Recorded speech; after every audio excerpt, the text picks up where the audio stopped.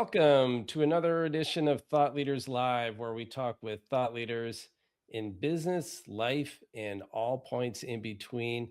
Today, very excited to be talking with Rich Mulholland from across the pond here. Rich, thanks so much for joining us on this edition of Thought Leaders Live. We're going to be talking about how to become a voice of authority and why it matters. Now, Rich is a speaker, author, founder, former roadie with Iron Maiden, now owns two agencies, Missing Link, it's a global presentation firm, and Too Many Robots, an AI-focused agency that helps companies adapt to the future. Rich, thanks for being here. It's absolutely my pleasure. I've been looking forward to it. Okay, well, listen, I gave a brief overview of your background, but how about you go a little bit deeper for us? Tell us a little bit about your journey and what's brought you to this place. Yeah, so the journey was very wavy, went all over the place, but it started with me having no real idea what I wanted to do out of school other than sell. And what had happened is there was a band that I really liked in high school called Depeche Mode. I don't know if you remember them. Oh, yeah. And I knew they were coming to South Africa, and my dad was involved in the industry, and I wanted to get involved. And the words I said to him is, I will lick the stage clean for free. I just want to work on the show. And I went and I worked on the devotional tour there as a stagehand. That's the kind of lowest of the low that you can do. But I got involved with the lighting team. And I just became quite obsessed with that. And over the years, I then got involved. I became full crew. I became a lighting operator and then lighting designer. And then I was lucky enough to get to do some really cool stuff for some really cool bands. You mentioned Iron Maiden. That was particularly nice because their X Factor, the entire show had been programmed in the UK. And by the time they got to us, the disc had been corrupted. And so they had no show left. So I was lucky enough to get to design all the moving lights for the Iron Maiden X Factor at, 20 years old, which was pretty cool. Yeah. Wow. Eddie and lights. That's cool. There we go. Eddie and lights. Yeah, larger than life. Yeah. Well, tell us a little bit about then moving on as a roadie. How did you get in? Tell us about your professional journey beyond that. Yeah, so what happened is I knew I never wanted to be on the road. My boss had always promised me that I would do at least 2 years on the road. He felt that you had to know what it was like to be in a show. I wanted to be in the office side of things, the business side. And after 2 years, he kept his promise. He told me I was wasting my talent. I was a good lighting designer. And I got involved in the office side of Gearhouse, which was one of the largest staging companies in the world. And I very quickly realized, though, we actually didn't have much work in winter because there's a lot less concerts in winter, especially in South Africa where I was based, because people don't like going to concerts when the weather's bad, which is crazy for me because I was born in Scotland and the weather's always bad. So, yeah. But I quickly realized that there was two industries that seemed to be evergreen. The one was the rave market, and the other was the corporate market. So I went to my boss and I said, hey, I want to start a division. And it was a conference services division where I would go to these CEOs of these companies and I would say to them, I will make you look like a rock star. You're so boring. Imagine you have rock and roll lighting and things. And you would think that these guys would be above it, but they're absolutely not above it. Every CEO would be like, yes, that's exactly what we want. Sure. And so, everyone's been to those events where the lights fade out and everything amazing happens. And, then these CEOs walk in and AC/DC Thunderstruck is playing and everyone's cheering. And then they get onto the stage and they bore the people to tears. And I used to sit at the back and I was thinking, like, what are you doing? You've spent all of this money on the setup and then you just, I pitched you a slow ball and you just dropped it. And I thought, no, this is crazy. I'm a cure for the wrong disease. And so slowly but surely, I started recommending on the side, hey, imagine we could do this and maybe do this to try and make the speakers a bit more effective. Because, you can't fix a bad presentation with good lighting, right? You need to fix the source. And within 6 months, I met a guy who was a designer. We started moonlighting. And within 6 months, we had 4 employees. It felt like a business. I resigned, and then I started Missing Link. And it's kind of grown from there since. I was 22 years old then, and I'm 51 now, so 29 years ago. That's awesome. And then tell us a little bit about Too Many Robots. Yeah, so Too Many Robots was more of a case of every entrepreneur kicks themselves when they miss. We didn't start the podcast at the right time, and we didn't start the social media firm at the right time. And I thought, this one I'm passionate enough about that I'm not going to miss. And I really felt strongly. I previously started, built, and sold a fractional sales management business, solving a problem. I believe that businesses, we want a sales manager, but as entrepreneurs, it's either we get promote a salesperson, we get a crappy sales manager, or we do it ourselves. And I thought, I don't want that. I want a really brilliant sales manager 1 day a week, or 2 hours a day. And so I created the business that I wanted. And I felt that that model made a lot of sense. And I thought that was the same with AI. The reason the business is called Too Many Robots is there are too many things for any one individual to take note of. So I wanted to create a team of AI thinkers, all focused and specialized in different things. And our clients would get the benefit of all of that knowledge. And the idea being that you have one team working on your AI for 2 hours a day or 1 day a week, and you get the benefit of learning from everything that they're learning from. This is not well established enough for you to create a closed loop inside your business in this space. You need that loop to be open. And so we created Too Many Robots with that mindset. Well, I love it. And so who are you focusing on now with that, and what kind of services are you providing? The services have been very varied, and the type of clients have been very varied. We're definitely focusing now on marketing teams specifically, and largely our clients tend to be mostly in the financial services industry. So we really want to focus on helping financial services companies and marketing teams utilize AI more effectively. And the reason, Greg, that we like that market so much, financial services is very, very meaningful, very regulated, but also deep pockets, wonderful companies. And, I believe that you should always sell to somebody who spends budget, not money. And, if you sell to an entrepreneur, that person's paying you with their own money. But if you sell to a big corporation, they're paying you with budget. But also the impact that we can put is much bigger. And the marketing department specifically, because marketing departments have permissions to break rules that the rest of an organization is regulated against. So in fact, if you're any business in the world at the moment, the number one place that I think is worthwhile giving some of your AI time to or permission to is your marketing teams, and tell them, break things. Let's see what we can do with this, and explore that. And then once we find certain things, certain novelty things that hit utility, then we can bring them back into our organizations. Love it. I love that approach, and I love that getting the marketing team and giving them permission to go break things. Let's jump into the topic, Rich, and talk a little bit about voice of authority, why it matters. And it's a good segue coming from AI, which is what we were talking before the show about, this danger of AI and just letting it become your author and you losing your authentic voice. But talk to me a little bit about authority and this whole idea about having this clear, unique point of view and why that is such an important advantage. Well, so the one thing the AI has done is it's very, very good at creating general points of view and helping you talk about those. Because what it's doing is building from a lot of information. So it is very, very good at creating extremely average content fast, efficiently, and so it sounds nice. But it's not fancy. You're still having, it's still a hot dog and chips. It looks nice on the plate and it's wonderful, but it's nothing special. And I think that what we need to have is we need to be able to separate that. And I'm a huge proponent of AI. I love it for what it is. Right. But what I see, if you open LinkedIn, you can just in 2 seconds flat, in one paragraph, if you're going to do one cheat, write the opening paragraph yourself and then use AI to write the rest. Right. But I think we're very, very good. Human beings have massively finely tuned authenticity detectors. Mm-hmm. And that human voice, finding that human voice is important. But more importantly, what AI has done is it's turned everybody, AI has done for writing and thinking what PowerPoint did for presentations. Right? PowerPoint democratized presentations and made it easy for anyone to make them. That's why I started a presentation company, because our tagline used to be any idiot can put together a presentation. We're in business because so many do.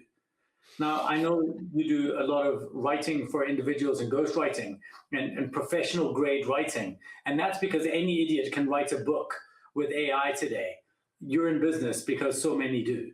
Because, with all of this noise, people are craving really good signal. And I think that the thinkers of the world who have got good ideas and who have a point of view that is different to what they're hearing everywhere else, we need them to stand up and to find their voice. And although it looks like everybody's doing it, they're not. The natural differentiated voices, they're going to rise above everybody else.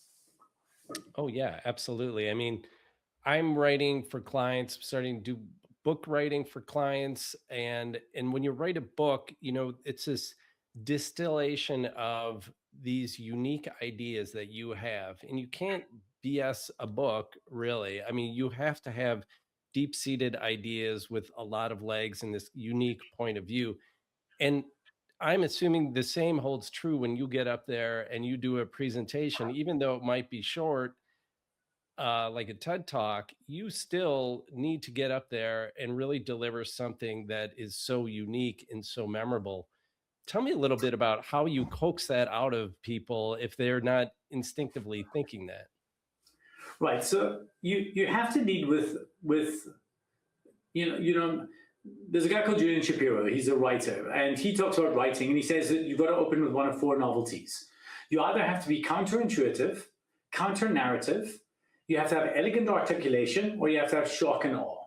Now, shock and awe is the most boring one. That your president is very good at creating shock and awe and getting everybody to talk about them. It's to me quite lazy form of novelty.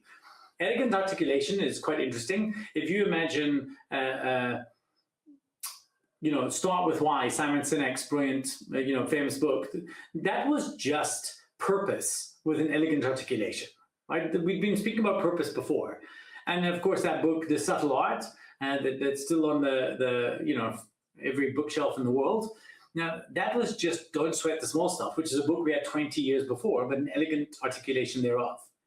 But then you've got counterintuitive and counter-narrative. Now, I really like counter-narrative. Counter-narrative says the world is saying one thing to you, but you have a different idea about that. And I think we need counter-narratives. We need somebody to question our opinions because, again, we're hearing the same thing from everybody. Like if I asked you what the number one characteristic of a leader should be, almost everybody in the world today would just answer empathy. And they wouldn't have said that 10 years ago, but they will say that now. Now, I would argue that empathy is actually not a great skill for a leader to have. It's actually a good skill for a mid-level manager to have, but a leader has to have empathy at an organizational level. They have to care about the organization more than any one individual because they have to make decisions that might be bad for certain individuals, and that's the burden of leadership. But also, empathy is feeling what other people feel. I need to be sympathetic, I need to understand what they feel and compassionate enough to want to do something about it. But we just accept these ideas. So if I got on stage and said, you've been lied to about leadership, about empathy, which I'm doing at a talk in Dublin next week, then that immediately gets a bit of a hook, gets my audience there and makes them think, okay, this guy's given us a reason to care. He's given us clarity and curiosity. Let's see where we're going from there. So our job is to try and coax what is that counter narrative. I think what you're going for, whether you're writing a business book, whether you're writing a LinkedIn article, or whether you're getting onto a stage, and maybe we'll talk about why I think stages are specifically advantageous going forward, but is you want to get somebody to say, huh, right? You're hunting that huh. That moment when somebody goes like this, like, huh, what they're saying to you, that's shorthand for, I never thought about it that way before. And then you've hooked them. AI is not great at getting you that huh. AI is really good at getting you the like, because the like button is somebody saying, hey, that's how I think. When you write some post and it says leaders need to be empathetic and, then everyone will say, yes, I agree with that, like button. Yeah. Because you're already, affirming somebody's worldview. I think one of the burdens of being a voice of authority is that you're trying to say something that's slightly different to everybody else. And I think if you can do that at the level of your industry, you've created, if everybody in your industry is saying this and you're saying that, you've now turned a 5-horse race into a 2-horse race, you versus the best of them. And I think those are much better odds. Yeah, a friend of mine, Andy Crestadina, talks about he's big in content marketing, and he talks a lot about today it's writing content that really stands out. Like find something in because I work with a lot of manufacturers. Could be kind of a dull industry. Well, find something that ruffles feathers in that industry that really gets people to stand up and maybe get some to say, hey, that's not, like you said, the counter narrative. Really smart way to stand out, especially on LinkedIn. I love that versus I suppose if you had a counter narrative, you'd probably generate more comments than you would Right. likes. Or maybe the light bulb icon. Now listen, again, because even the algorithms actually wait. So they prefer to have one of the reactions to the like button. The lowest of all engagement in social media is somebody just saying like. It's kind of the most passive, I'll give you a charity, okay, you did okay. Yeah. Generally, what I try to do if I'm sharing something, if I was going to hit like, I might, but usually what I would do is I would just try to find the right reaction. And the reaction you actually want is the like, whoa, or the light bulb or something to say like, oh, you really made me think. And for example, a professional network like LinkedIn, if you're not compelling people to say, oh, you really made me think, why are you even bothering? You're just adding to the noise. Right. So the choice for me is, do I want to be the noise or do I want to be the signal? And to me, when you choose to be a voice of authority, you're opting into signal. You're saying that I'm going to offer you an opinion. Oh, and Greg, I think this is very important. And I think this is different when you get to the book stage, to a degree. But when you're on a live stage, or even when you're writing, one thing we always say to people we work with, it's okay to be wrong. If you're going to put out half-baked ideas, be brave enough to share a point of view, or to say, hey, this is my opinion on the world going forward. Here's what I think about it. And that might be different to somebody else, but that's where you get engagement. If you're not willing to put yourself out there, if you're not brave enough to be incorrect, which by the way, the world doesn't care. Look, if you're in politics, they care, they'll catch everything. But if I make a prediction, I once said years ago that I didn't think people would want to use phones without keyboards. Well, I was wrong. The only reason anybody knows about that is because I bring it up. Nobody cared. No one has ever done a gotcha post. Oh, Rich, you're such an idiot. But I put out an idea, a hypothesis, and a point of view that was counter-narrative. It got a lot of engagement. And then I was proven wrong a couple of years later. I'm okay with being wrong. Right. Well, talk to me a little bit. You just mentioned a little bit earlier about why the stage is so important, why you think it's such a good venue for these unique points of view. Yeah, so I really, I mean, it's going to sound, if there was one skill that I could get people to focus on in the future, it is the ability to communicate live on stage in front of other people. And I'll explain to you why. Right? We live in a world in which people's attention spans have dropped to seconds. We count views on videos, but a view is 3 seconds. It's nothing. It's 3 seconds of somebody who's seen, 100 clips that day. They've forgotten you immediately. 3 seconds of attention is nothing. The other thing is that we live in a space where you have to work really, really hard to build your authority. And then the last thing is, so you got attention, you got authority, and then you've got this idea of authenticity. Now, what I love about the stage, the idea that right now you and I are chatting, but a year from now, it could just as easily be that your avatar and my avatar are scheduled. We've given them a decent brief, and then they could just be doing that. In fact, that's already available now. For all intents and purposes, one or both of us could be avatars, and nobody would really know. Right? That technology exists. What I love about the stage is it solves all 3 of those problems, and it's the only thing that does. When I get on stage, I have assumed authority. When somebody reads my bio, spoken in over 50 countries on 6 continents, business owner, 4 books, blah, blah, blah. Even if they don't know who me are, toured with Iron Maiden, when I get on stage, authority is mine to lose. The audience assumes that if somebody's brought me halfway around the world to speak, then there must be something. Okay, so I have authority with strangers from one paragraph. The second thing is attention.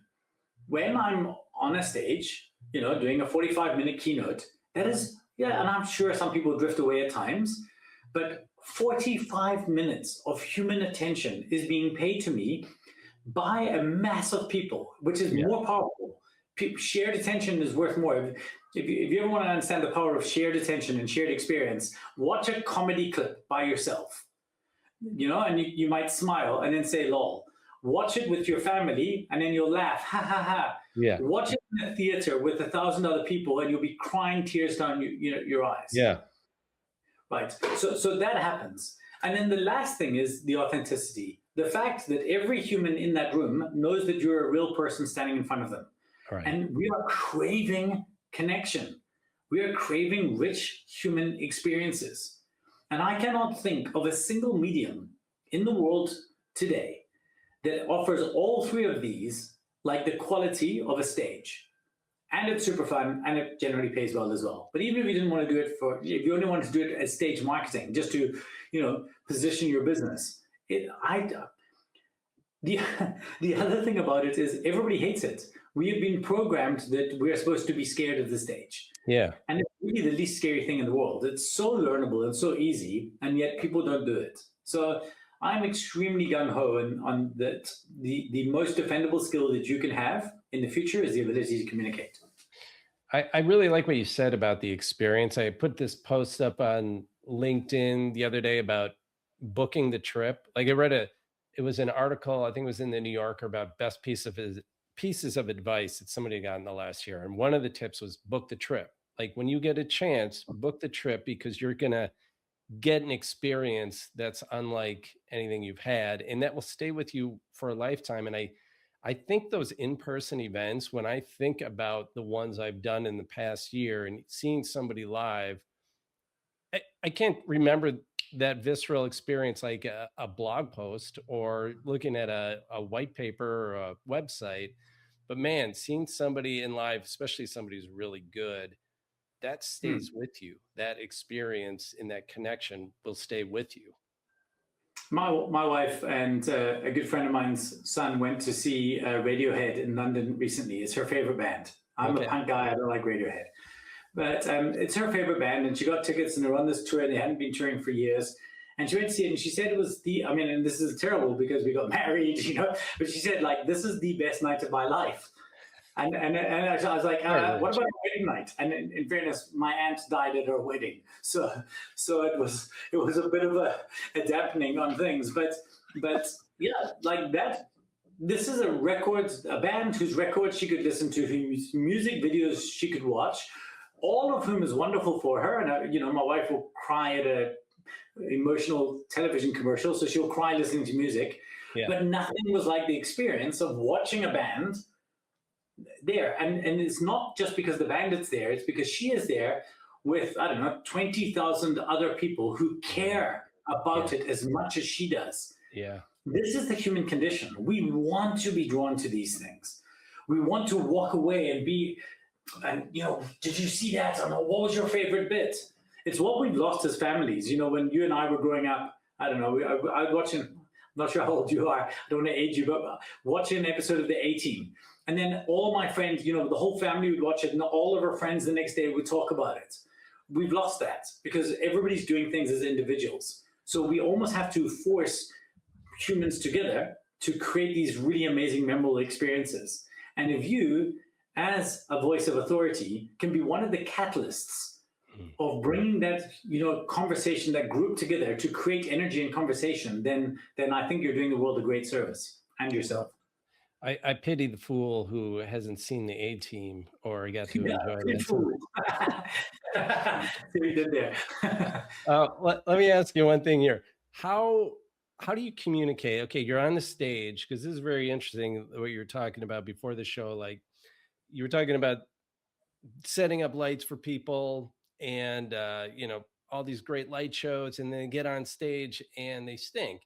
You actually, I think you called out that AC/DC song. It reminded me of that scene from I think it was the second Iron Man, where he jumps off an airplane and drops onto the stage with the AC/DC cranking in the background. It's super awesome. But he followed up with an awesome, Tony Stark, Robert Downey Jr. Presentation. How do you communicate ideas in a way that's both entertaining, I suppose, and builds that authority and trust? It's funny. It's way easier than people think. The biggest reason that most people are bad at this is they do it once. If I asked a NFL kicker to come on and could be the world's best kicker, if I gave him one chance to do a slap shot with a hockey puck, it might not be as good, and he might say, "Oh, I'm terrible at this," but you're not terrible. You just not put the reps in.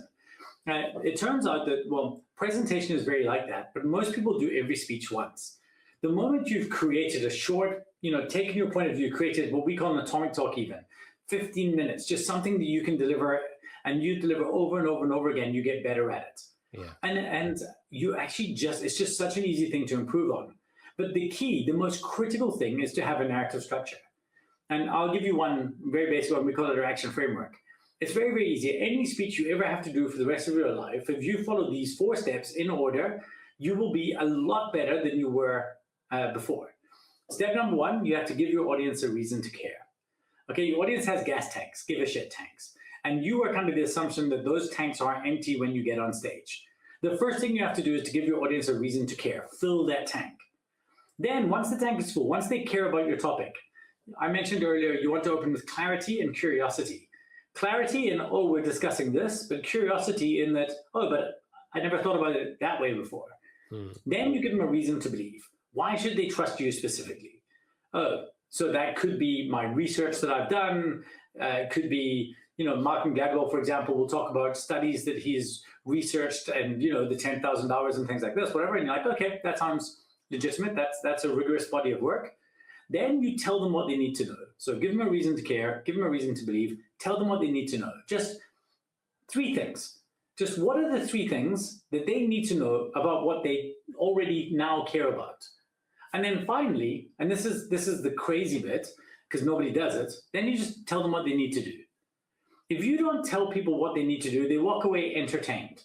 But if you provoke people call me a motivational speaker. I hate that. Like, first of all, I'm not that kind of guy. And second of all, I'm a provocational speaker. I want to provoke people to take an action.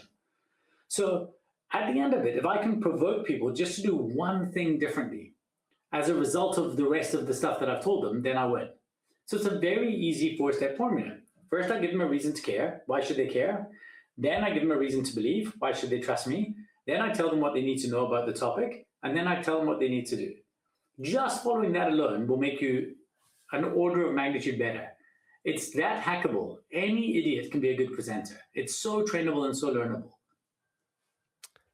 Tell me a little bit about, even in some of the drier industries and somebody who's maybe shy, introverted, how do you build that confidence for them to get out and generate a really good speech or good presentation? And on top of that, do you have them relying on decks and presentations and slides and things like that? You definitely don't have to rely on a deck. Let's start with that bit first. You don't have to rely on a deck. However, it makes it easier for you and your audience. Right? It's hard to pay attention to just a human. But if you imagine, if I had different things flashing in front of your screen, every 2 seconds or every minute, that would give you something else to put your attention into. Also, we have dual channel processing. So we process with our ears and our eyes. Now, a human being on a stage, unless they're really, really brilliant and using very big gestures, that's not enough to cue a visual response. But if you have a changing slide that just has a headline or a photo or a picture, and I'm not the enemy of words at all, but if it has something on the screen, that will give them something to look at. And then our number 1 tip that we always give to speakers is, in front of you on the comfort monitor, all you need to see is your next slide. If you can see your next slide, you know where you're going. Right. So instead of having these clunky, right, okay then, okay, the next topic we want to talk about is, instead of that, you have this much more seamless, okay, so what we wanted to talk about now is, click, why these things happen. And then it happens so much more naturally. So visual aids can help anyone. I would argue that a presentation with terrible visual aids is worse than one with none. But I would argue that a presentation with good visual aids is always better than one with none. Okay. And on the introvert thing, I'm staggeringly introverted. I love being on stage because it's me versus them or me with them. Yeah. I feel everyone thinks I'm rude, but I'm not rude. I'm just so incredibly shy when I'm around groups of people that I don't enjoy speaking to them in that regard. But the stage feels very, very safe for me. If you believe in what you have to say and you believe that what you're saying is going to help the people in front of you, and you believe that strongly enough that you can help make a difference in them, then most people will want to do the hard work to get through it. The first couple of times you do it, it might be nerve-wracking, but very, very quickly you'll realize almost every speaker will tell you the most fun part of their job is when they're on stage. Everything else is in service of that. And that happens after 3 or 4 gigs. Okay. And not gigs doing different content every time, gigs doing the same content every time, because then you can improve. Sure. Well, Rich, we're at the top of the hour. I know you have a Brazilian Jiu-Jitsu class to get to, so I'm going to let you get out of here. But if somebody wants to work with you, one of your businesses, how do they get in touch with you?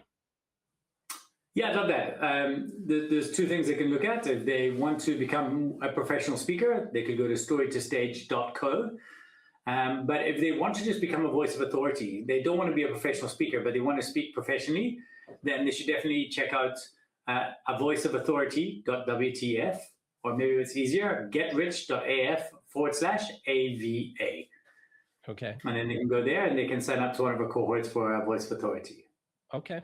We'll include those links with the LinkedIn Live in the comments. But I really appreciate you taking some time to chat with me. This is really exciting and fun stuff, and continued success for you as you continue grabbing people's attention and helping people build authority. Thank you so much, and I really appreciate you agreeing to pop in and talk about writing books and things like this with the people I work with. I think they'll get tremendous value from that as well. So thank you. Sounds good, Rich. We'll be in touch, and thank you everyone for joining us with another edition of Thought Leaders Live. We will catch you on the next one.